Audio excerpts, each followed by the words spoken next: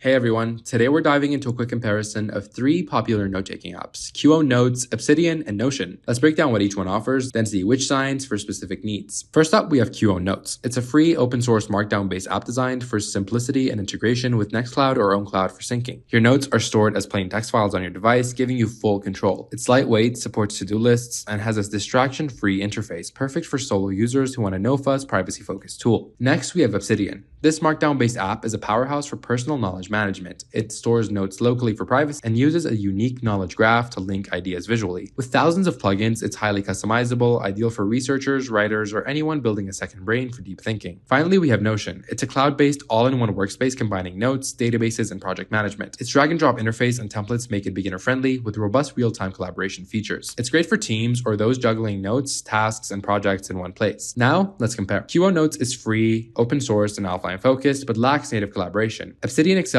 in customization and privacy with its local storage and graph view, but syncing and collaboration require paid add-ons. Notion shines for team workflows and versatility, though it's cloud-dependent and can feel overwhelming. So, who wins? For solo note-taking on a budget, Qownnotes is your pick. For deep, interconnected knowledge work, Obsidian's the champ. For team collaboration and project management, Notion takes the crown. Choose based on your needs, guys. That's it. Try them out and let us know your favorite. Don't forget to like, share, and subscribe if you want to see more videos like this one, and thanks for watching.